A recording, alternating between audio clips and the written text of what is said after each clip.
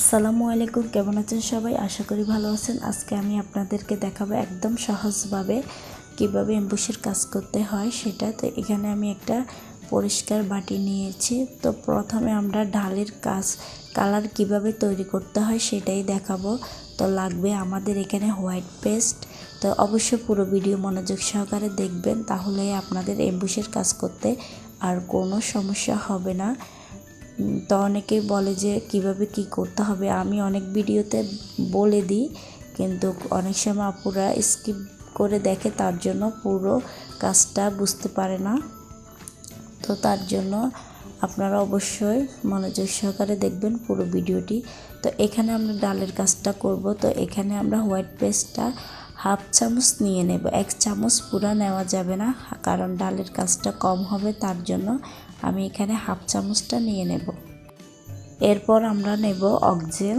তো এটা আমার কাছে আছে, না দিলেও সমস্যা নেই। তো এখানে আমি হাফ চামচ থেকেও একটু কম দিয়ে নেব। এরপর আমরা নেব সিসিএল গ্লিসারিন। তো এখানে আমরা কয়েক ফোঁটা দেব, এর থেকে বেশি দেওয়া যাবে না। এগুলো মূলত দেওয়ার কারণ হচ্ছে রঙটাকে টেকসই করে, রং ওঠার কোনো চান্সে থাকে না, তার জন্য এগুলো দেওয়া। তো আপনাদের কাছে যদি থাকে অবশ্যই দিয়ে নেবেন, না থাকলেও সমস্যা নেই, এমনিতেই রং ওঠে না। তো এখানে আমি দিয়েছি সফটারও 1-2 ফোঁটা দিয়ে নিতে হবে। তো সফটার দেওয়ার মূল কারণ হচ্ছে রঙটাকে উজ্জ্বল করে, এই জন্যই দেওয়া। তো এখানে আমরা মিশ্রণটাকে ভালোভাবে মিশিয়ে তারপরে এনকে বাইন্ডার দিয়ে নেব। তো এখানে আমরা বাইন্ডারটা দিয়েছি প্রায় 1 চামচের মতো দিয়ে নিতেছি। তো আপনারা যদি বেশি করে তৈরি করেন তখন একটু বাড়িয়ে দিবেন। তো এভাবে আমি আবারও মিশিয়ে নেব, এরপর আমি এনকে দিয়ে নেব। এরপর আমরা এখানে এনকে দিয়েছি হাফ চামচের মতো। তো এনকে দেওয়ার মূল কারণ হচ্ছে কেমিক্যালটাকে একটু পাতলা করার জন্য দিয়েছি।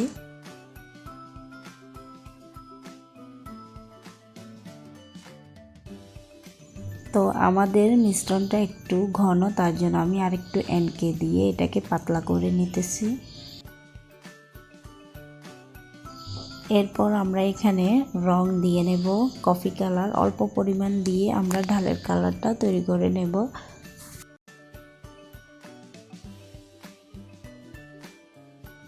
ঢালের কালারটা একটু আরও গাঢ় করার জন্য আমরা এখানে অল্প পরিমাণে লাল রং ইউজ করেছি। তো অবশ্যই এগুলো একরামিন রং, তো এগুলো তৈরি করতে হয়। তো আমরা এখানে আরও একটু কফি কালার দিয়ে নেব, একদম পারফেক্ট কালারটা আসার জন্য। তো আমাদের ঢালের রংটা তৈরি করা শেষ, এখন আমরা এমবুশের রং কেমিক্যালটা তৈরি করে নেব। তো প্রথমে আমাদের লাগবে এমবুশ। তো আমি এখানে এমবুশ নিয়ে নেব 2 চামচের মতো। আপনি যতটুকু তৈরি করবেন ততটুকু নিয়ে নেবেন, অল্প হলে অল্প নেবেন, বেশি কাপড়ে কাজ করলে বেশি করে নিয়ে নেবেন। তো আমি এখানে একটা কামিজ আর একটা ফ্রক তৈরি করব, তার জন্য 2 চামচ নিয়েছি। এরপর আমরা হোয়াইট পেস্ট নিয়ে নেব 2 চামচ পরিমাণ।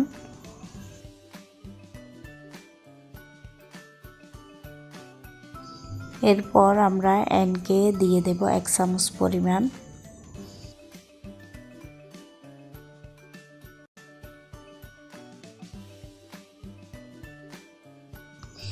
এরপর বাইন্ডার দিয়ে নেব 1 চামচের পরিমাণ, এর থেকে বেশি দেওয়া যাবে না। আমি যে নিয়মে আপনাদেরকে দেখিয়ে দিতেছি ঠিক এইভাবে আপনারা কেমিক্যালটা তৈরি করে নেবেন।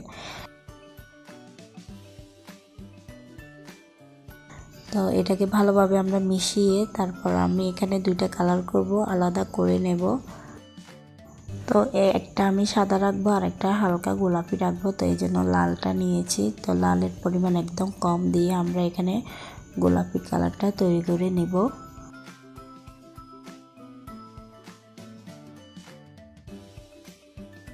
তো এই তো আমরা গোলাপি, সাদা আর কফি কালারটা তৈরি করে নিয়েছি। এখন আমরা জামাতে কিভাবে কাজ করতে হয় সেটাই দেখাবো। তো যারা এখনও আমার চ্যানেলটি সাবস্ক্রাইব করেনি প্লিজ সাবস্ক্রাইব করে রাখবেন, পাশে থাকা বেল বাটনে অল ক্লিক করে রাখবেন নতুন ভিডিও নোটিফিকেশন পাওয়ার জন্য। আর যারা করেছেন তাদেরকে অসংখ্য ধন্যবাদ। তো প্রথমে আমরা কাজ করার আগে জামার ভিতরে আমি এখানে একটা জামা তৈরি করে নিয়েছি। আপনারা চাইলে জামা তৈরি করার আগেও কাজ করে নিতে পারেন। তো আমি এখানে জামা তৈরি করে তারপরে কাজটা করতেছি। তো এটার ভিতরে আমি একটা প্লাস্টিক দিয়ে নিয়েছি। এরপর বড় আমার কাছে কাঠন আছে, কাঠন দিয়ে নিতেছি যেন নিচের পাটে না লাগে তার জন্য। তো আপনারা যে কোনো পেপার বা কাগজ ইউজ করতে পারেন। তো সবচেয়ে ভালো হয় কাঠন ইউজ করলে, তো চেষ্টা করবেন কাঠন ইউজ করার। তো এরপর আমরা কিভাবে কাজটা করব সেটা আমি দেখিয়ে দিতেছি। তো প্রথমে আমরা জামার মধ্যে ঢালের কাজটা করে নেব, তারপরে ফুলের কাজগুলো করে নেব। তো মনোযোগ সহকারে আপনারা দেখতে থাকুন।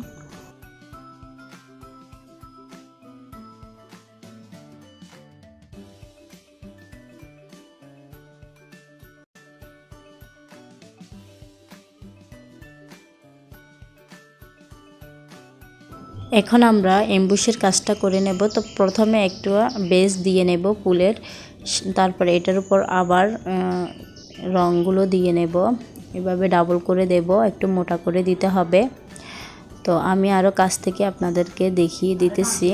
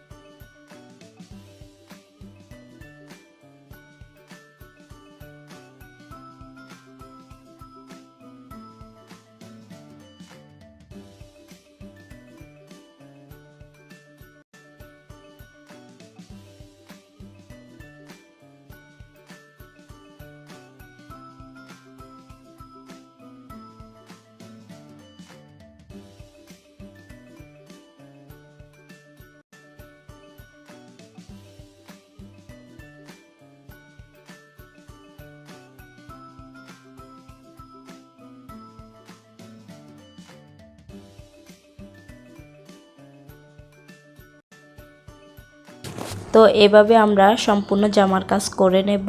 তো এই তো আমি সম্পূর্ণ ডিজাইনটা করে নিয়েছি। তো এখন এটা একদম শুকায় নাই, একদম আমরা এটাকে শুকিয়ে নেব। শুকিয়ে নেওয়ার পর উল্টা পিঠে আয়রন করে নেব। তো এই তো দেখুন আমি এখানে এটাকে উল্টা পিঠে আয়রন করে নিয়েছি।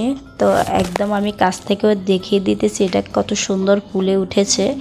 তো এইখানে আমি একটা বাচ্চাদের ফ্রকেও কাজ করেছি, তো সেটা একটু শেষে দেখিয়ে দিতেছি। তো আপনারা চাইলে এই জামাগুলো আমার কাছ থেকে নিয়ে নিতে পারেন খুবই রিজনেবল প্রাইসে। তো আপনাদের বাচ্চার জন্য এরকম তৈরি করে নিতে পারেন সুন্দর ফ্রকের কাজ সহকারে। তো এখানে একটা মামের ম্যাচিং করা 3 পিস আর ফ্রক, তো একই কাজ, তার জন্য ফ্রকে তৈরি করার কাজটা দেখালাম না। তো কেমন হয়েছে অবশ্যই কমেন্ট করে জানাবেন। আজকের মতো এই পর্যন্ত। ভিডিওটি ভালো লাগলে অবশ্যই লাইক কমেন্ট শেয়ার করবেন, সাবস্ক্রাইব করতে ভুলবেন না। আজকের মতো এই পর্যন্ত। আল্লাহ হাফেজ।